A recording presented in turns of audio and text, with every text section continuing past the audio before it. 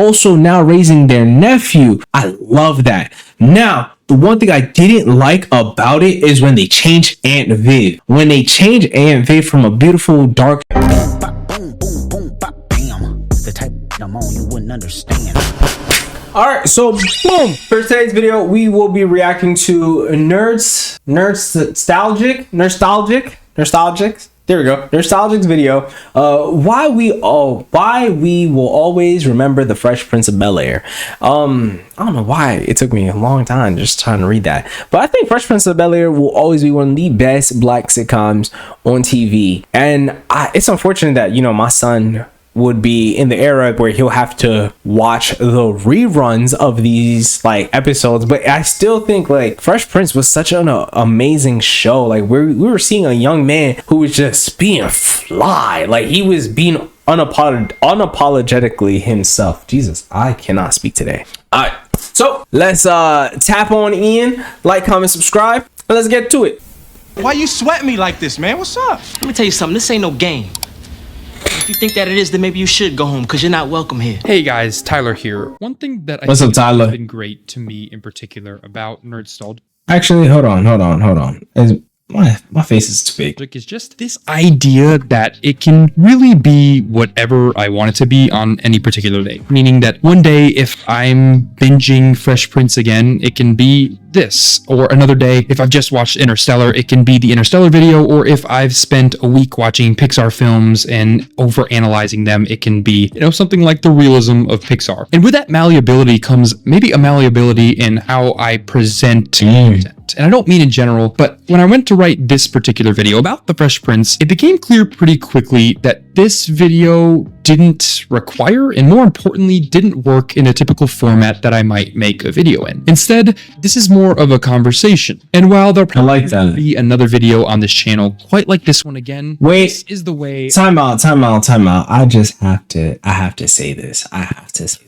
So as a young African-American man, wait, I thought I saw something. Wow, my attention span is getting cooked today. But as a young man, I remember watching Fresh Prince of Bel-Air, and a lot of my friends were they were like, yo, Hillary's the baddest shorty on the show, or it was like whatever Will's love interest was in the show. For me personally, I will always say it was Nia Long with the short hair. Amazing. Or hear me out.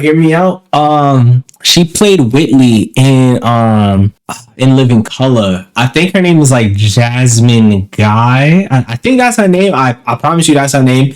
But like, yo, she was so beautiful. Like, both women are beautiful women, and like to this day, I still think Nia Long was the best choice. Like 10 out of 10. But yeah, I just had to take that quick tangent. My bad, guys. Bel-Air. And maybe it's fitting that it'll be the only video formatted like this in the entire channel's run. So to get this thing started, I guess a little bit about... Yo, I know enough about...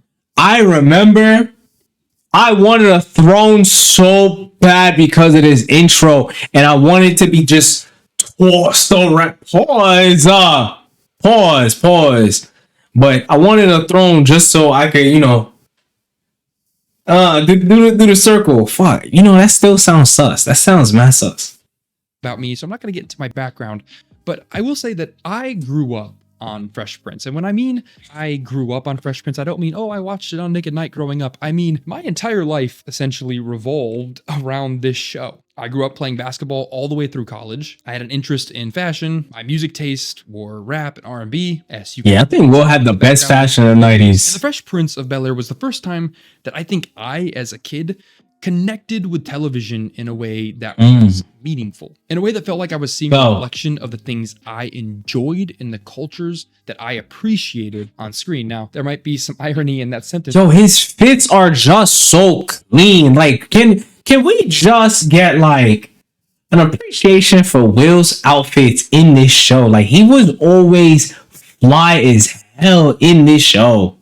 It's because, well, I wasn't a part of the culture represented on that show. And I think that's what makes Fresh Prince so interesting. Originally, when I sat down to write this video, this was supposed to be a video about how Fresh Prince changed television in the 90s, changed the way studios approached and presented topics, people, cultures in that sitcom format that was so present and so... And I realized, for me personally, it's actually a little more than that, and I think that there's a lot of nuance in what that means. So I wanted to break this down into kind of 4 sections. The first is the way that Fresh Prince of Bel-Air shifted culture. Typical shows of that era that became incredibly popular were shows that didn't leave the TVs that sat in your rooms. And what I mean by that is, Yeah. for instance, Full House was a Always in the house. idyllic family comedy. It was designed and apparently watched by mostly young children, which I frankly was unaware of at the time. But a recent report about why Netflix chose to... You know, honestly, like, I wasn't a fan of Full House like that. Like, I would watch it from time to time. Like, if it was anything or something that I didn't like on Cartoon Network, or like if it was something on Disney Channel that I wasn't a fan of, and I just so happened to be on Nickelodeon and Full House was playing and the remote was too far and I was already in bed, I'm gonna just let it play. Like, it was one of those shows I would let it play if I can't change the channel. If I have the energy to change the channel, even by hand, like back when like the TV boxes have the numbers on the top, I would get up and change that shit, because it was boring, bro. Like, Full House was such a boring show compared to all the other shows that we had. Seeing like, yo, and no offense to them, but like, just seeing these white guys, I was not as interested. Like, I wanted to see like I wanted to see like Fresh Prince. I wanted to see like In Living Color, Different Strokes. Like, I wanted to see like the sitcoms that were made for my people, like people in my skin tone. I would prefer watching shows like that. But then again, it just wasn't for me. But I know a lot of people did like that show though. To discontinue Fuller House, show the numbers NBC got back for the original Full House had an average viewer range of 11 to 15 years old. Which is strange, given that its syndication run was primarily on Nick at Night, which was a variety block of programming aimed at adults looking for nostalgia after their kids went to sleep. But you watched Full House and you turned it off and you went about your day. Never once did you walk into a store and see Full House inspired clothing. Never once did you want to talk like Jesse Katsopoulos. Never. A few people got into puppetry because of Joey. Fresh Prince, on the other hand, was a earth-shattering moment in television and for NBC. There were shows about and ingrained in Black and African American culture previous to The Fresh Prince of Bel-Air. Plenty of them, and plenty of them ran concurrent with The Fresh Prince. Another thing that I had to really like about the show, but I was upset about it a little bit. One, I love that it showed a Black family. Like, it's not like a mom raising her sons, her daughter, like her and her daughters. Like, it was an actual family. And then them introducing Will into their family life and just blending that together. I thought that was beautiful because we didn't see that growing up. It was a lot of just single parent households, especially in Brooklyn. Like, a lot of people just was only being raised by their moms, only being raised by their dads. So seeing like an actual like mother and father raising their kids, like having fun with their kids, seeing what interests their kids are into, and then also now raising their nephew. I love that. Now, the one thing I didn't like about it is when they changed Aunt Viv. When they changed Aunt Viv from a beautiful dark-skinned Black woman to she was still a beautiful light-skinned Black woman, I just kind of felt like it was wrong. Like, a part of me was like, I can't get behind just removing a very prominent face in the Black culture, and then just boom, we're gonna be uprooted and just never see or never get this kind of like resolved. I remember Jazz makes like a quick comment like, "Oh, Aunt Viv, you did something with your hair," and like they just kind of laugh. Like, I feel like she broke character for a second because it was kind of funny, but it was just like, even as a kid, I just didn't like just the change in dynamics for seeing such a beautiful Black woman being replaced with another Black woman, just because of like the colorism. Like, that had messed me up as a kid. Too often, those shows would fall into traps of becoming reskinned versions of Full House or Cheers. Primetime television simply Cheers was a show. Cheers was such a good show with a banger. But I was too young to appreciate Cheers. I might have to go back and rewatch Cheers. I remember watching that with my grandma, and I'll be sitting there like, what that? What's going on? rubbed against the grain, especially in that period of time. And that's what made Fresh Prince so unique. It was the Allen Iverson of primetime sitcom TV. It was a show that wasn't just ingrained in African American culture. It was in many ways and often about African American culture. And it flew in the face of shows like Full House. It was comparatively crass. It dealt with sex, drugs, violence, and racism in ways that were substantial. Oh my god. Yo, that episode where Carlton got shot. No, sorry. Will got shot protecting Carlton. That was so sad. And like him crying. Oh God, that was such a beautiful scene. Substantially more adult than what you were typically getting out of this scene. Yo, yes. This was such an amazing episode. If you have not seen this episode, this is going to be the one. As a matter of fact, I'm gonna go make sure my wife had seen this episode. As a matter of fact, I'll make sure my son sees this exact episode. Like this episode taught me about family, like being there for each other. Will wasn't physically able to get out that bed, but he knew something was with Carlton. Carlton sitting there like, I'm gonna get it back in blood. Like, I'm gonna be on my YN shit. Like, he was gonna be the original YN before YNs was a thing. But Will saw it. Like, he saw the path that he was gonna go down. I was like, yo, bro, chill. And this should have set Fresh Prince up to fail, but that's his mama, right? It's because of another thing. When Will Smith and Jazzy Jeff were kind of picked out of a crowd and plucked into the situation, they were already established hip-hop artists, or in Jazzy Jeff's case, a DJ. Will had a modicum of success, had made a bunch of money, had gone broke, but he had fame. He had never acted, but he knew his way around the music industry at that point. But that's only one place where I think Fresh Prince thrived in shift. I know I keep pausing a lot, but it's just because I'm excited about this. I will always love Fresh Prince. If y'all go back to like the first few episodes of Fresh Prince, like rewatch it and pay attention to Will. He is mouthing the lines of everybody. He remembers everyone's script. So just that's like a small detail I remember seeing as like probably like 14. I was like, why is his mouth moving if everyone else is just quiet? Like it'll be like Hillary talking and then he'll just be like he had clocked everything.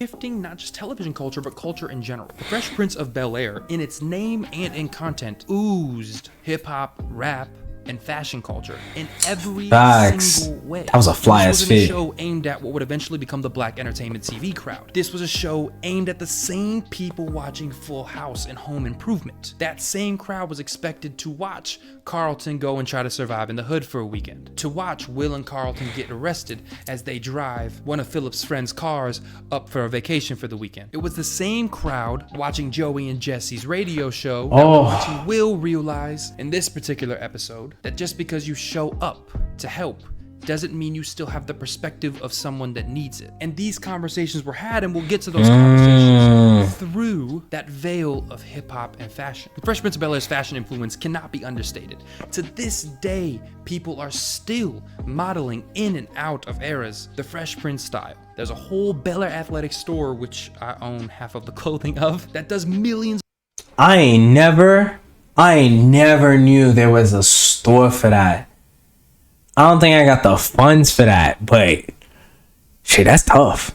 The dollars of sales every quarter. You cannot talk about 90s fashion, that same fashion that continues to be ubiquitous today, without talking about Fresh Prince, which put it on a huge stage. Carl, that was avoiding watching Mace's music video, was still flipping through the channels and seeing. Wait, hold on. Hold on. For a second, who was that? That was avoiding watching Mace's music video. Yo, why I thought that was oh my god, I forgot his name. Ryan. Thought that was Ryan Reynolds for half a second. I was gonna say, was he on Fresh Prince? I don't remember that.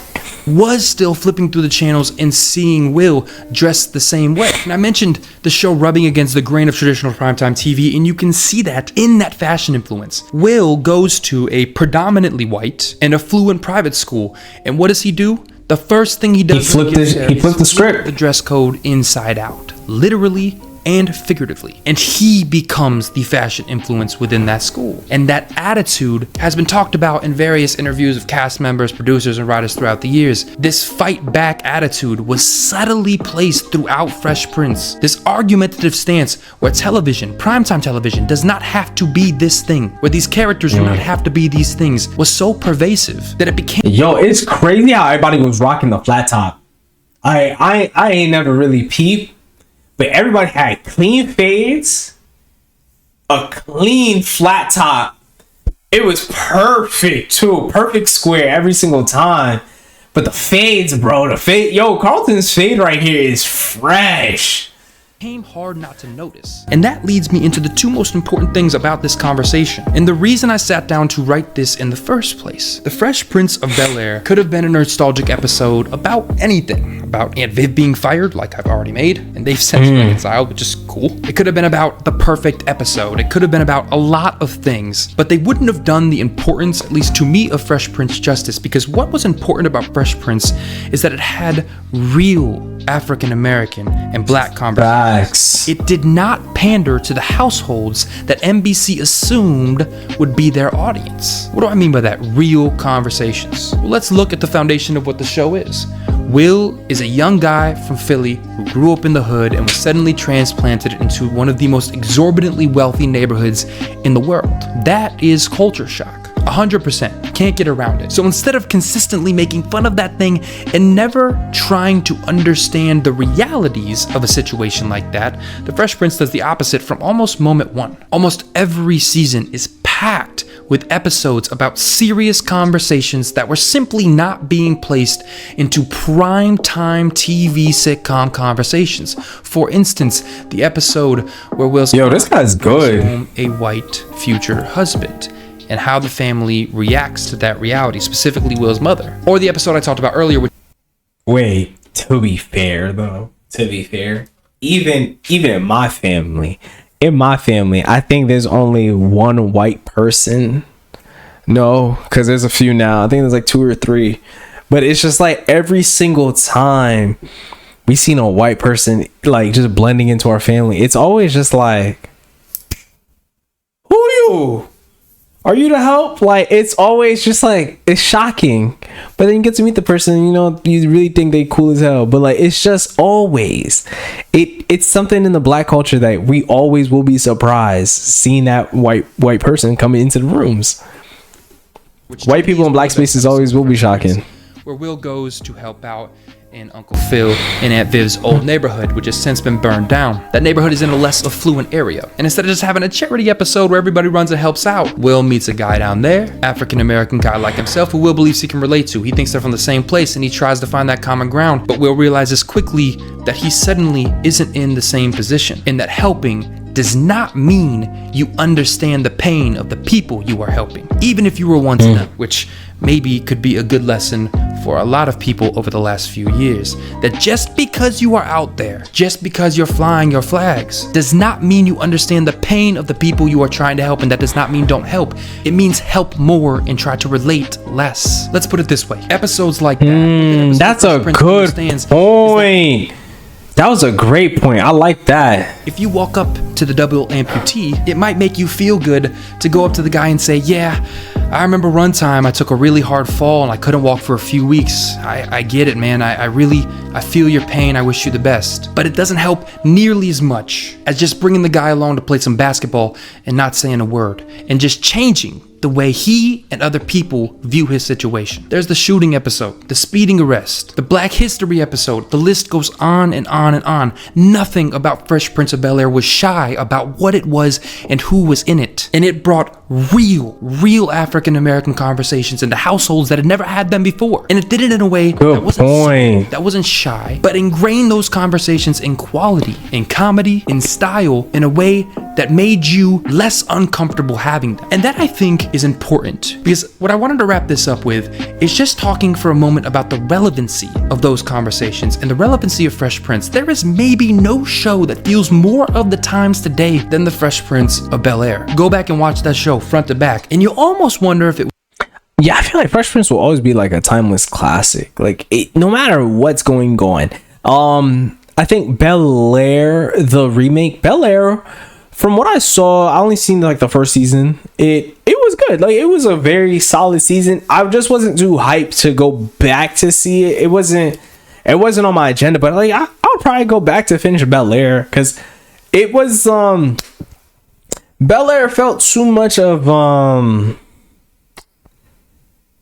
what's that other show? It was playing football. All-American. It felt like it was trying to be like another All-American, like taking elements from Fresh Prince of Bel-Air and elements of All-American and kind of just like forcing it together and just trying to make it mesh. But the actor, I think his name is Jabari, the one who's supposed to be playing Will in the remake.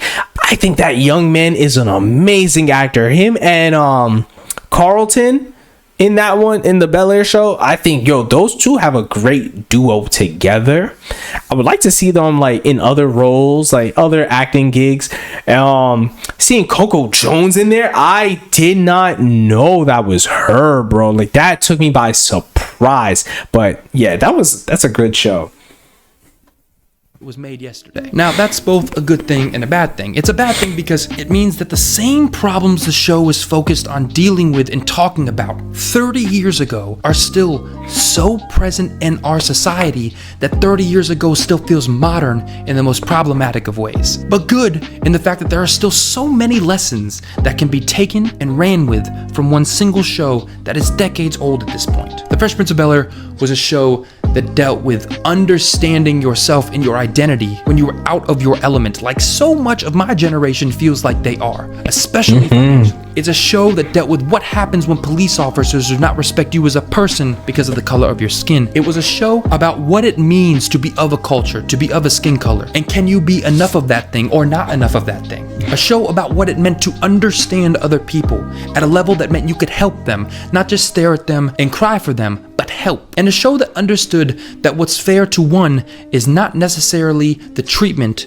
that another will receive. Those are the most present and modern issues that a show could deal with. And that's not to say that other shows at the time were not dealing with those issues, but there were not shows at the time that were dealing with those issues on the scale, with the audience, and with the platform that the Fresh Prince was. These are topics I wouldn't get too into on Nerdstalgic, not for any other reason, other than most of the time what I like to do here is analyze art. What everybody else here likes to do is analyze art. But I'm personally at a place in my life where it's becoming more and more important to me to talk about art for what it is in its magnitudes and in its multitudes, not just the subtext of a line of dialogue or the meaning of a shot angle, but what those things mean to other people. That is what art is supposed to be about at the end of the day. As much as it's about the art itself, it's also about how it affects, impacts, and changes you. So what I would implore all of you to do today, if you have any interest in anything I'm talking about, is a simple exercise. Go home, or I'm sure you're already home, I guess, if you're watching. I'm right here, bro. Up on YouTube. Go on to HBO Max. This is not sponsored, by the way. It's just where you can stream Fresh Prince and stream the show. Maybe you don't watch all of it, but maybe just watch the first and second season. And if you love it or you remember loving it, I can't wait. Like, watch it all the way.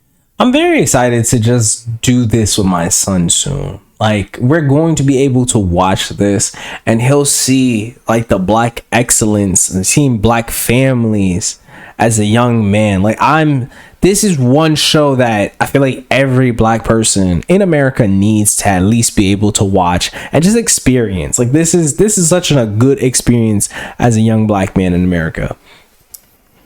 The way through. Come back. on Twitter here and tell me if it affects you at all. If you see anything about our modern world in that show, did he have a leash? To you about what art is supposed to be and how art is meant to stay relevant. Is art meant to stay relevant because it touches on issues that are never solved, or is art meant to solve those problems, and does art fail if it doesn't help solve them? And did Fresh Prince do any of those things? What category did it fall into there? I don't know. What I know is that Fresh Prince is still in syndication. You can stream it on HBO Max, and I think there's more to learn from Fresh Prince than maybe any show you can watch on TV right now. Whether it's Loki, Game of Thrones, Invincible, none of those shows have the unabashed... It's weird how all of those shows, they just teach you that family doesn't give a fuck about you. Like every single one of them, there was an issue with family. Let's start with Game of Thrones. In Game of Thrones, we had the Lannisters who were having incest, just keeping it within the family. Loki, and they resolved it, but we had two brothers who were trying to kill each other. Really, Loki was trying to kill Thor, and he wasn't loved by his father. His mother did love him, but their mother was removed from the family. Like, he ended up killing her and everything. Like, that's one thing. And then Nolan beat the brakes off of Mark. So it's like shows currently don't show that like strong family bond compared to shows that we had back in the 90s, like 90s, early 2000 TV shows. Yes, they don't look as good, but they at least have a very tighter and core family compared to like the shows that are in this current generation. Like this current generation, everyone is just about how strong you can be, how can you make it out, like how can you be better, like how are you gonna be the strongest out here. Like it's always gonna be like that. Charm of a show that has no interest in filtering its problems. A group of writers that know what's wrong and aren't afraid to show you as well. But most importantly, a show that had no idea that 30 years later, its relevancy would extend far beyond Will Smith and jackets. Maybe this is a wake-up call to me myself. This conversation of does art need to mean something? And it used to be I didn't care. I didn't care, not that it should or shouldn't. I've always believed that my art should. And I mean my art off of this platform, but I didn't care whether or not you decided if yours did. Art should be whatever you want it to be. But as I get older, I'm wondering if there's waste in not having something to say. I don't know. You know what? After watching this entire video, I ain't gonna lie, I can see why people liked Hillary. I ain't gonna lie, that fit back there, that was kind of tough. I can see it. That's what this is, a conversation. Do with it all what you will, but maybe give Fresh Prince another watch. This video doesn't feel like it needs to spiel. You know what to do if you enjoyed it. You know what to do if you want to stay here. Thank you for allowing me to have a place to have this conversation with you guys. I'll see you in the next one. That was a great video. I might have to tap in for more of his stuff. I want to see like what other stuff he like probably do. Unrelated though, like I want to start making content like that. Like I don't know what series I can dive into at 100% and then make a full script. There is a guy that I went to college with. We were in the same friend groups, but we just didn't really like talk before. So maybe we'll probably react to one of his videos one of these days. And just tap in. But all right, guys, I am going to see y'all in the next one. Peace.